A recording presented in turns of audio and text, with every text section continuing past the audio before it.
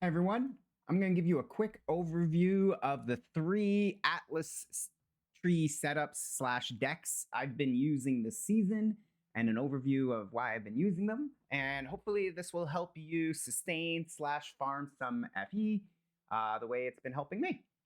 So the first one I've been using and one of the most valuable in my opinion is the maps and stuff, I've dubbed it. And what this focuses on is farming a bunch of maps as well as compasses. I also always like to add the chests as well as the legendary chances over here.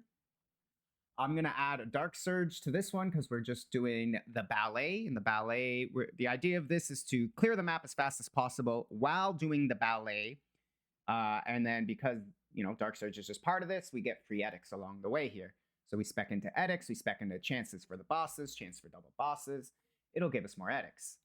We go into war here, and this is to give us more drop quantity as well as more rare monsters. Rare monsters are what is synergizing our map dropping over here. Finally, I like to use Eterna. I spec these 16 points to give us more monsters, chance at pages, chance at upgrading, chance at doubling, all the Eterna keys. If you don't want to do Eterna or you have enough Eterna stuff, you can take the 16 points out of here.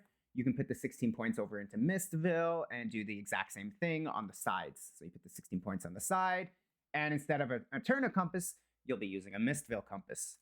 I like to use the compass thing in the Profound talent. This will give us a chance to save our compasses so we don't have to go through as many compasses.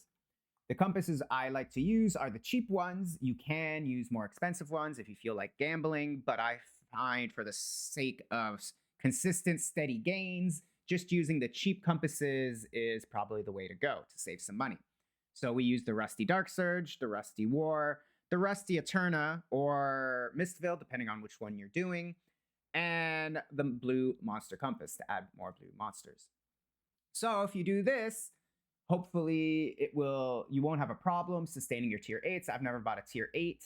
So if you keep running the same region, you'll notice that region will go down in maps, but all your other regions will start going up. So you're going to have to jump around from region to region, and you'll be able to stay in your tier 8s, no problem.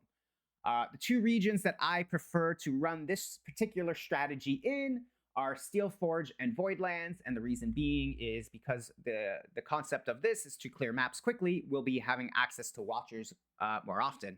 So we'll be fighting Watchers a lot. And these 2 Watchers don't have intro cinematic or immunity phases. You just go in, kill them, and get out very, very quickly. So I like to use these 2 regions to optimize this strategy. So hopefully this will help you sustain your maps and or farm compasses for money and Eterna keys for entry and or profits. Either way, this is an all-around great, fast, easy to use deck. I love it. I use it pretty much 90% of the time. Let me know what you guys think in the comments. If you have any questions, come join me live at twitch.tv/Mike1Up. All right, guys, I'll catch you on the next video. Have fun. Bye-bye.